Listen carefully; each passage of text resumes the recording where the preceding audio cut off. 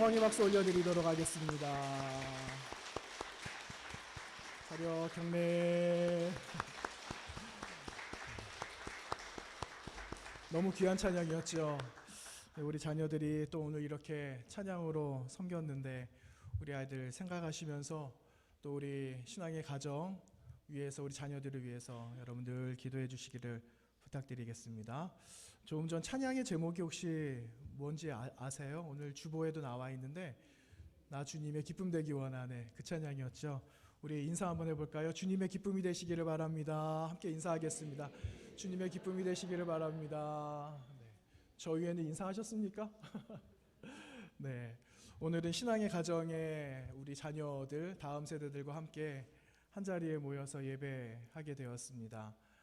지난 부활절 이후에 함께 모여서 다시 이렇게 모이는 건 참 오랜만에 모이게 된 것 같은데 자녀들은 다 나오지는 못한 것 같아요. 그래도 저 뒤에 또 우리 아이들이 또 위에 있고 나중에 만나는 대로 우리 아이들 쓰다듬어 줄 수는 없어도 많이 격려해 주시는 우리 여러분들이 되시기를 바랍니다. 오늘은 한국교회가 예배 회복의 날을 선포한 공식적인 날이에요. 코로나로 인해서 여러 가지 아직 어려움이 있지만 또 하나님께서는 한국교회가 감당해야 될 일이 있다 생각하시고 또 세워주신 일꾼들을 통해서 주신 감동, 그 감동을 통해서 많은 지교회들이 함께 마음을 모아서 이 시간 예배하게 되었습니다. 하나님께서 오늘 이 자리에 불러주신 그 이유, 그 다음에 섭리, 이런 것들을 발견하면서 우리 성복교회가 한국교회를 대표하는 그런 아름다운 교회로 든든하게 또한 세워져 나갈 소망을 가지시면서 오늘 말씀을 통하여 하나님의 마음을 발견하는 그런 귀한 시간이 되시기를 간절히 원합니다. 오늘 말씀은 느헤미야 말씀입니다. 느헤미야 2장에 있는 말씀인데 여러분 성경을 오늘은 몇 군데 좀 찾아보면서 같이 나눌 거거든요. 그래서 1장도 보고 2장도 보고 이렇게 여러분들하고 함께 나누려고 합니다. 그래서 성경을 펼쳐주시고 우리 함께 말씀 나누도록 하겠습니다. 여러분 성경을 보시면 하나님을 표현하는 단어들이 많이 등장을 하죠. 하나님을 표현하는 거. 여러분 생각나시는 하나님을 표현하는 이런 단어들 혹시 기억나시는 단어들이 있으세요? 하나님의 얼굴, 브니엘. 여러분 생각나시죠? 브니엘. 하나님을 만난. 브니엘 할 때 뿌니가 얼굴이거든요. 하나님의 얼굴. 하나님의 얼굴. 또 하나님의 발등상. 하나님이 우리의 길이 되시고 우리의 빛이 되어 주십니다. 이런 시편의 고백이 있잖아요. 그런 것처럼 하나님의 발등상. 또 하나님의 크신 손과 펴신 팔로 우리를 인도해 주십시오. 그 모세가 홍해 앞에 있을 때 하나님의 크신 손, 펴신 팔을 의지하면서 그 홍해를 건너지 않습니까? 그럴 때 하나님을 의지하는. 또 오늘 말씀의 제목처럼 하나님의 도와주시는 손, 하나님의 손. 이렇게 하나님을 표현하는 이러한 단어들이 성경 곳곳에는 많이 등장하고 있는 것을 우리는 보게 됩니다. 여러분 왜 이렇게 하나님을 표현하는 단어들을 이렇게 많은 성경에서 곳곳에 기록하고 있을까요? 그것은 우리가 하나님을 이해할 수가 없기 때문에 그래요. 하나님을 눈으로 볼 수가 없고 하나님을 이렇게 손으로 만질 수도 없으니까 우리는 하나님을 이해할 수가 없죠. 그렇죠? 그렇지만 이렇게 하나님의 손이라든지 하나님의 얼굴을 구한다든지 또 하나님이 우리의 발등상이 되어주셔서 길을 인도하시는 그런 분임을 우리는 고백함으로 인해서 하나님을 이해할 수 있다라는 거예요. 그래서 오늘 성경 말씀에 나오는, 오늘 본문에 나오는 하나님의 손, 그 하나님의 손? 하나님을 조금 더 이해해 볼 수 있는 좋은 통로가 될 거라는 것입니다. 여러분 오늘 말씀에도 나오잖아요. 2장 18절 말씀에 하나님의 선한 손이 나를 도우셨다 이렇게 기록하고 있거든요. 그래서 오늘 말씀의 제목이 주님의 선한 손이에요. 내 하나님의 선한 손. 하나님의 손을 어떻게 할 건가? 오늘 주제는요. 그 하나님의 손을 의지합시다. 이게 오늘의 말씀의 큰 주제입니다. 여러분 이렇게 성경은요. 영원히 기억될 믿음의 사람들에 대한 많은 고백을 들려주는데 오늘 느헤미야 역시도 이스라엘의 전체 역사 가운데 기억될 만한 한 사람이거든요. 그 사람이 무너진 예루살렘 성전의 그 성벽을 쌓는 일들, 새롭게 중건하는 일을 통해서 그가 만난 하나님을 고백하고 있는 말씀이 오늘 말씀입니다. 바벨론 포로에서 이스라엘 백성들이 귀환을 하게 됐습니다. 그 고레스라는 왕이 너희는 본국으로 다 돌아가라. 그래서 고레스 칙령을 하잖아요. 그래서 이스라엘 백성들이 본국으로 다 돌아가게 됩니다. BC 516년에 예루살렘 예루살렘으로 돌아와서 성전을 다시 건축하게 되는데, 성전은 건축하지만 성벽을 쌓지를 못하게 됩니다. 무려 몇 년일까요? 90년 동안. 무려 90년 동안 성벽을 쌓지 못하는 일이 발생하게 돼요. 왜냐하면은 오늘 말씀, 사실은 오늘 느헤미야 2장 1절에서 우리가 10절까지 말씀 나누었는데 사실은 20절까지 전부 다 통틀어서 오늘 이야기를 할 거예요. 왜냐하면 오늘 10절 말씀에도 방해꾼들이 나오거든요.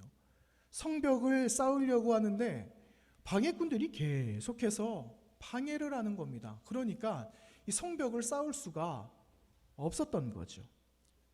그런데 느헤미야는 이러한 어려운 그런 환경 속에서 이 성벽을 쌓는다라는 겁니다. 성벽을 쌓게 되는데 무려 90년 동안 없었던 성전의 성벽을 며칠 만에 쌓게 되느냐? 52일 만에 쌓게 됩니다. 90년 동안 없었던 성벽을 52일 만에 쌓게 된다라는데 여러분 얼마나 놀라운 일입니까? 그동안 없었던. 그래서 이 느헤미야가 고백을 하는 거죠. 하나님의 도움의 손길이 있으셨기 때문에 이 일들이 가능하게 됐습니다. 라고 고백하는 것이 오늘 말씀입니다.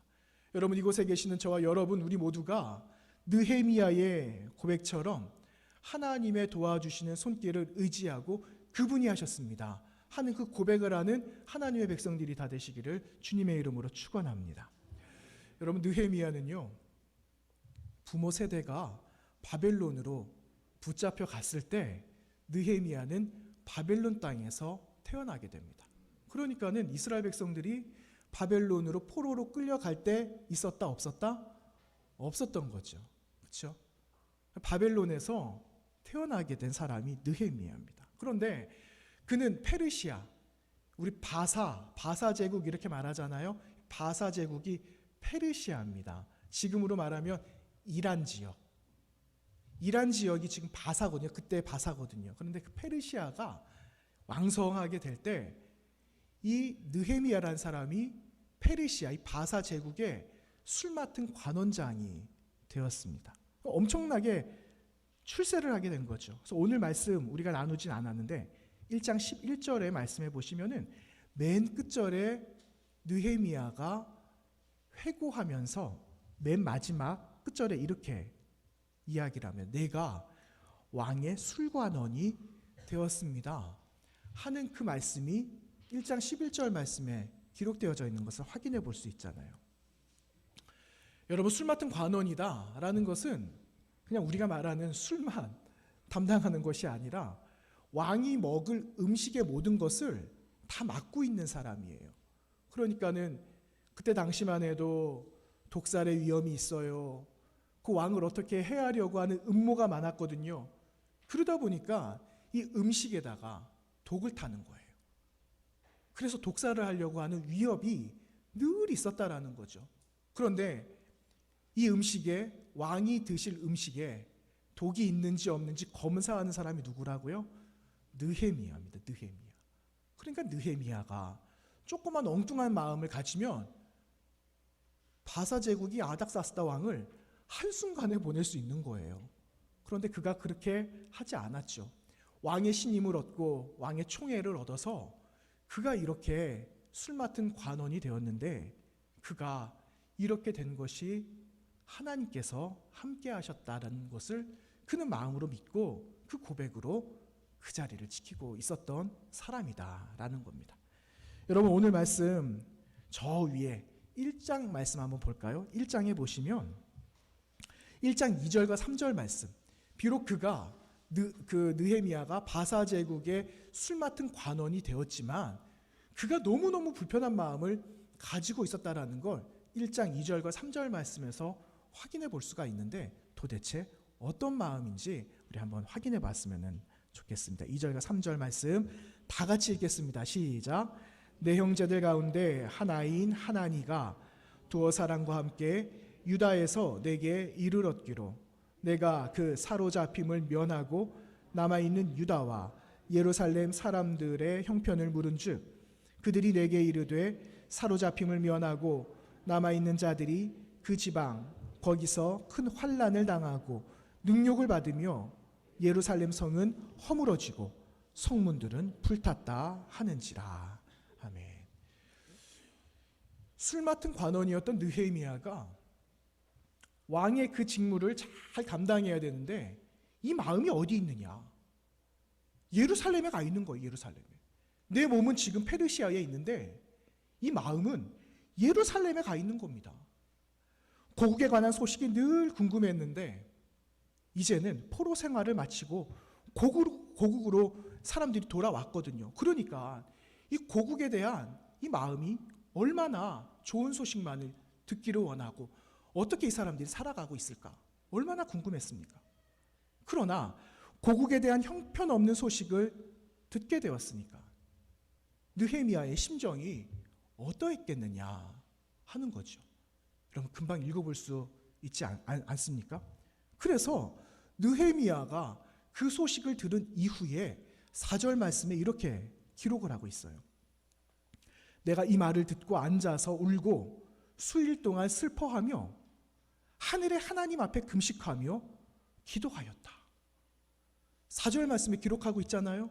여러분 그 뒤에 5절부터 7절까지 말씀 여러분께서 한번 읽어보기를 바랍니다. 다시 한번 5절과 7절까지의 말씀을 다 같이 한번 읽어봅니다. 시작.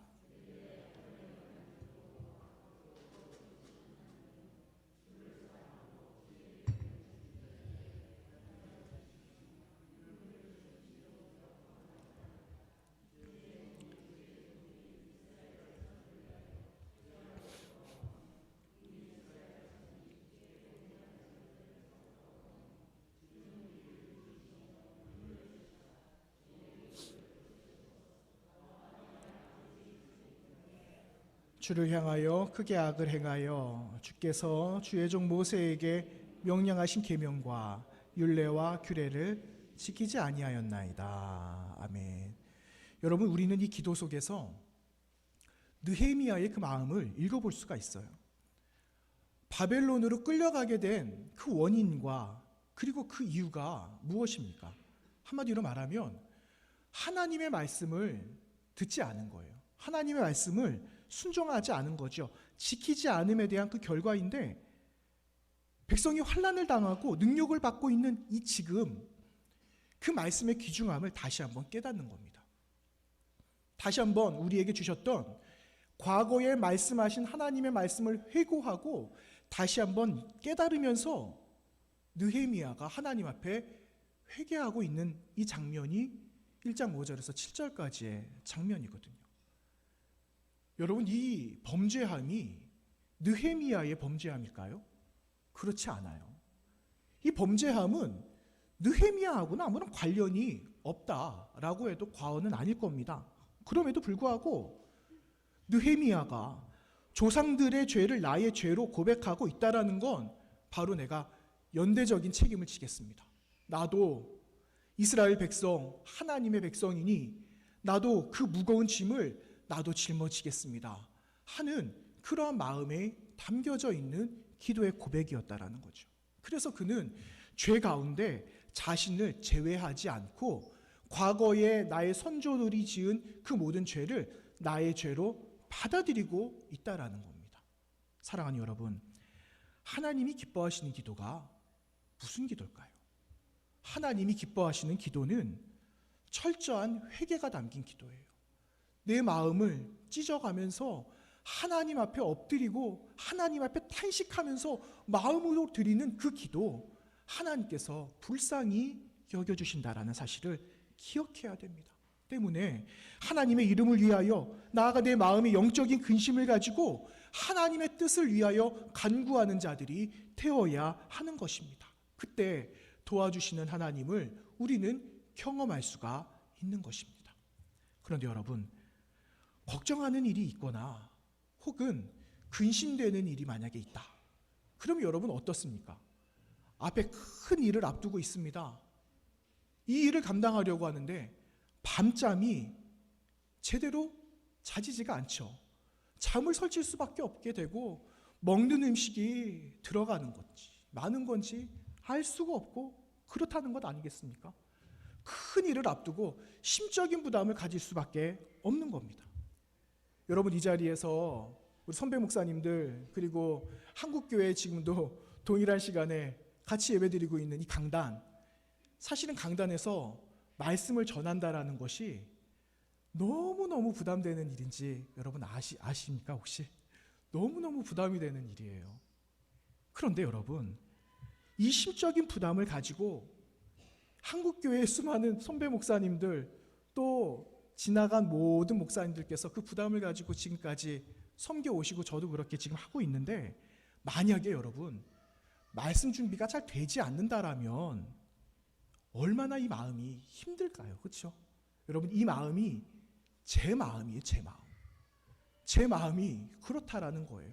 그런데 여러분, 느헤미야의 마음이 이와 같았다라는 거예요. 느헤미야의 마음이 고국의 소식을 듣고는 하나님 앞에 가까이 나아가고 있는 그 탄식하는 그 기도의 그 마음이 바로 이러한 심적인 큰 부담을 가지고 나아가는 그런 기도였다라는 것을 우리는 기억해야 된다라는 겁니다. 그는 쓰러진 고국의 소식을 듣고 술 맡은 관원으로 감당할 일이 도무지 손에 잡히지가 않았던 겁니다. 여러분, 손에 잡히지 않아요. 왕의 음식을 올리고 왕의 시중을 들어야 되는데 도무지 할 수가 없는 거죠. 음식을 가지고 왕에게 나갔어요. 그런데 그 왕이 느헤미야의 사정을, 형편을 다 알지는 못하여도 보이는 그것을 보고 알까요? 모를까요? 안다라는 거예요. 눈치를 챈다라는 거죠. 바로 곁에 있는 그 왕이 안다라는 겁니다. 그래서 보시면 오늘 본문이 되는 2장 2절 말씀에 이렇게 기록을 합니다. 왕이 내게 이르시되 내가 병이 없거늘 어찌하여 얼굴에 수심이 있느냐? 이는 필연 내 마음에 근심이로다 하더라. 그때 내가 크게 두려워하여. 이렇게 2절 말씀에 기록하고 있는 것을 보잖아요. 여러분, 수종을 드는 자의 그 얼굴빛은 그 왕에게 근심이 되어서는 안 되었어요. 그런데 그의 얼굴빛을 보이게 되니까 그에게는 두려운 일이 되었다라는 겁니다. 여러분, 또 여기에는 역사적인 배경이 하나 있습니다. 나중에 또 여러분 나누겠지만 그 에스라 4장의 말씀에 보시면 예루살렘에서 돌아온 이스라엘 백성들이 예루살렘에서 돌아오게 되거든요. 그리고 나서 예루살렘 성전을 중건하고 성벽을 세우려고 하는데 성벽을 처음에 세우지 못했다라고 그랬잖아요. 방해꾼들이 있어서 못했다고 그랬잖아요. 그런데 여러분, 이 사람들이 모함하는 상소를 누구에게 올리느냐? 아닥사스다 왕에게 상소를 올리게 됩니다. 그러자 이 아닥사스다 왕이 상소문을 보면서 예루살렘 성의 성벽을 중건하는 일을 하지 못하게 만든다라는 겁니다. 그래서 더 이상 치울 수 없는 상황이 되었다라는 거죠. 그러니 그가 비록 왕의 음식을 맡은 자라고 할지라도 그가 두려워하지 않을 수밖에 없었다라는 겁니다. 두려워할 수밖에 없었다라는 사실입니다. 그런데 여러분, 느헤미야가 두려운 상황에 있지만 자신의 뜻을 굽히지 않아요. 두려움 때문에 움츠려들거나 그 자리에 머뭇거리지 않고 그가 어떻게 하느냐? 다시 왕에게 청함을 올리잖아요. 이렇게 말을 합니다. 왕이 만일 좋게 여기시고 종이 왕의 목전에서 은혜를 얻었으면 나를 유다로 보내어 그 성을 건축하도록 해주세요. 이렇게 느헤미야가 왕에게 청함을 하고 있는 장면이 또 기록됩니다.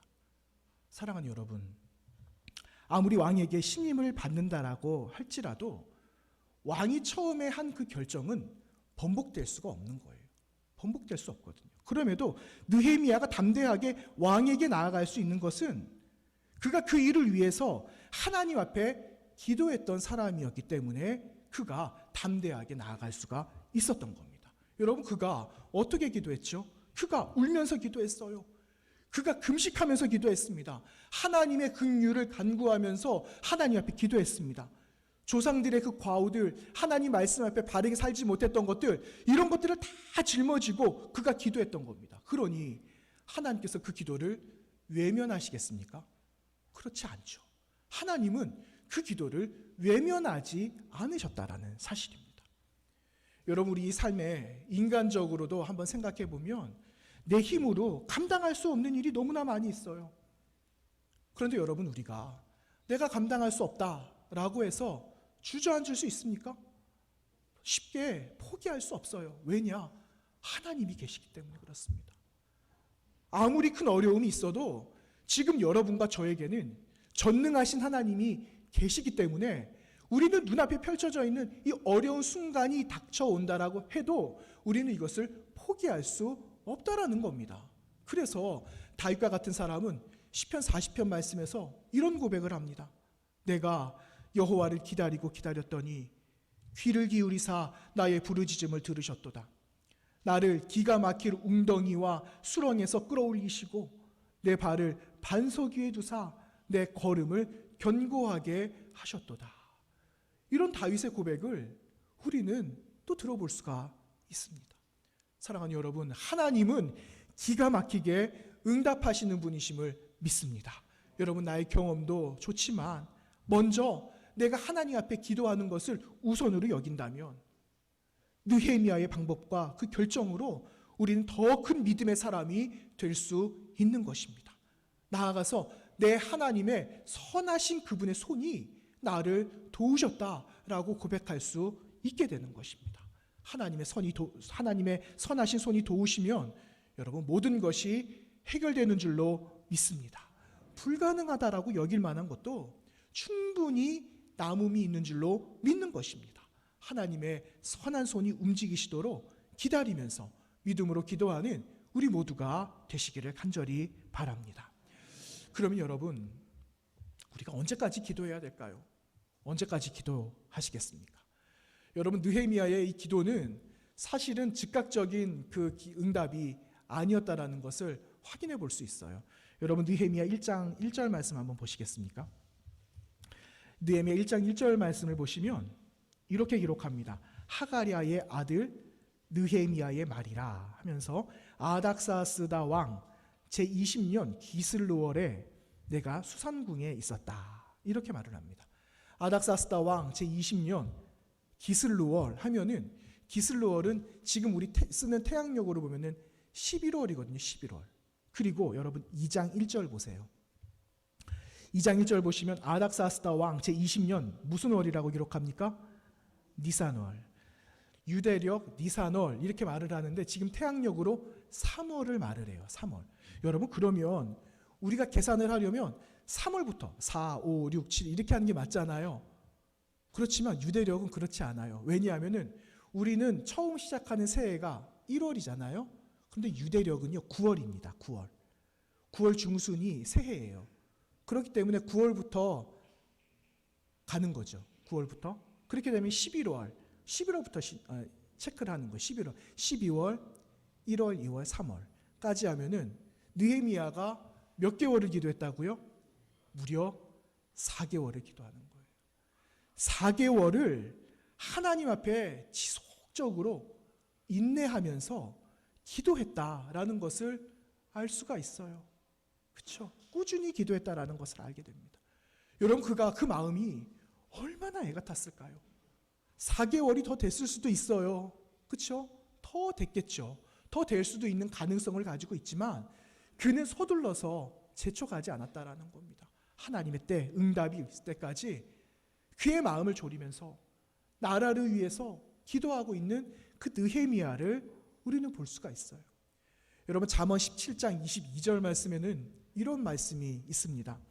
마음의 즐거움은 양약이라도 심령의 근심은 뭐를 마르게 한다고요? 우리의 뼈를 마르게 한다. 이런 말이 있어요. 즐거움은 양약이지만 근심은 우리의 뼈를 마르게 한다. 이런 말이 있습니다. 여러분 얼마나 고통스러웠을까요? 느헤미야의 마음이 이만큼 고통스러웠다라는 것을 우리는 한번 생각해 볼 수가 있는 겁니다. 여러분, 느헤미야가 마음의 기쁨을 가질 수가 없었습니다. 그의 얼굴이 모든 것을 말하고 있었기 때문이죠. 하지만 그는 근심할 수만 없었던 건 하나님을 그는 분명히 알았기 때문입니다. 여러분, 느헤미야라는 그 이름의 뜻은 하나님은 나의 위로자입니다 하는 그러한 의미가 들어 있습니다. 하나님은 나의 위로자. 여러분, 느헤미야가 누구에게 위로를 받을 수 있을까요? 왕에게 위로를 받을 수 있을까요? 그렇지 않아요. 왕에게 만약에 위로를 받겠다 했으면 그가 이 긴 시간 동안 하나님 앞에 엎드려서 기도하지 않았을 겁니다. 왕에게 묻고 왕의 지혜를 얻어서 그는 자기가 할 수 있는 역량대로 아마 그 일을 했을 겁니다. 그렇지만 하나님은 나의 위로자가 되신다라는 이름을 가진 그 느헤미야는 하나님 앞에 기도의 보따리를 싸들고 나아가서 하나님 앞에 하나하나 다 풀어서 하나님께 그 마음을 아랬을 때 하나님은 그 기도를 들어주셨다라는 것을 우리는 확인하게 되는 것이죠. 사랑하는 여러분, 느헤미야와 같이 기도하시기를 바랍니다. 인내하시면서 기도하게 되시기를 바랍니다. 그러면 기다리고 바라는 대로 그 믿음대로 우리 모두를 견고하게 하시는 하나님의 놀라우신 손을 경험하게 될 줄로 믿는 것입니다. 여러분, 여기 한 가지만 덧붙여 볼까요? 우리가 끝까지 인내하면서 기도해야 되지만 여기에 중요한 한 가지가 또 하나 있어요. 그것은 무엇이냐? 여러분, 두리뭉실하게 기도하는 게 아니에요. 구체적으로 기도하는 거예요. 하나님께 어떻게 다 구체적으로 기도합니까? 그렇지 않아요. 하나님께 때로는 구체적으로 하나하나, 물론 하나님 세신받으시지만 모든 것을 다 들으시는 하나님께 구체적으로 내가 기도할 때 하나님은 들으신다라는 것을 여러분 우리는 기억해야 하는 겁니다. 그래서 여러분, 기도하는 사람은 구체적으로 하나님께 기도하면서 자신 앞에 놓여져 있는 것만을 위해서 구하지 않고 나를 희생하고 타자를 위해서 또한 이 나라를 위해서 희생하는 그런 기도를 하는 사람이다라는 것도 우리는 함께 기억할 수 있어야 되는 겁니다. 그래서 여러분, 느헤미야 기도는요, 왕의 기도라는 거죠. 왕의 기도. 느헤미야의 기도는 사람을 살리는 기도고 느헤미야의 기도는 이 나라를 살리는 거룩한 능력 있는 기도다라는 사실을 여러분 늘 기억하게 되시기를 바랍니다. 우리가 이런 사람이 돼야 되는 겁니다. 우리가 이런 기도의 사람이 되어야 하는 겁니다. 그래서 느헤미야는 아닥사스다 왕에게 조목조목 이야기했어요. 내가 고국으로 돌아갈 텐데 고국으로 돌아가기 위해서 준비해야 될 것을 조목조목 이야기하잖아요. 그 말씀이 6절과 7절 말씀이에요. 왕이시여, 나에게 이만큼의 기한을 주시면 내가 일을 잘 마치고 돌아오겠습니다. 그러니 예루살렘에 가는 길에 어려움이 없도록 통행증, 지금으로 말하면 비자가 될 거예요. 비자. 내가 지금 이 나라 저 나라 거쳐서 고국까지 가려면 이만한 시간과 거리와 많은 나라들을 거쳐야 되는데 통과할 수 있는 비자도 주세요. 그리고 성벽을 쌓아갈 제목도 나에게 주시면 내가 잘 감당하고 오겠습니다 하고 이런 용기로 아닥사스다 왕에게 청함을 드리고 있는 그 느헤미야를 볼 수 있는 겁니다. 여러분, 구체적으로 느헤미야가 하나님께 간구하고 왕에게 구하였던 것처럼 우리 하나님께 그 마음으로 구할 수 있는 저와 여러분이 되시기를 간절히 원합니다. 하나님은 우리의 생각을 뛰어넘으세요. 그렇지만 분명한 계획과 세밀한 간구를 통해서 오차 없는 그 하나님을 우리는 경험하게 될 줄로 믿는 것입니다. 사랑하는 여러분, 선하신 하나님의 손길이 지금 여러분과 함께하고 계심을 믿으시기를 바랍니다. 우리의 생각을 아시고 이미 주신 마음으로 기다리고 인내하면서 나아가 왕의 기도를 통하여서 이 땅을 다시 한번 살리고 또한 능력 있는 기도의 사람이 되어서 무너져 있는 곳을 다시 한번 일으켜 세우는 우리 성복교회와 사랑하는 우리 모든 성도님들이 되시기를 주님의 이름으로 축원합니다. 함께 기도하도록 하겠습니다. 거룩하신 하나님, 감사합니다.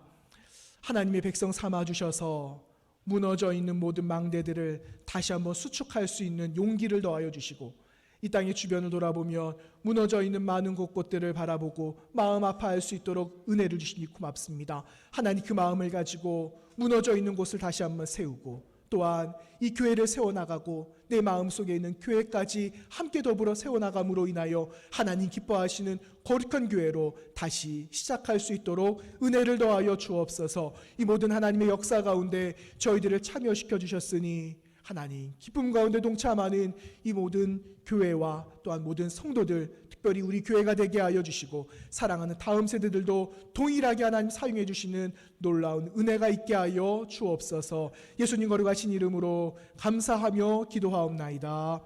아멘. 주신 말씀 생각하시면서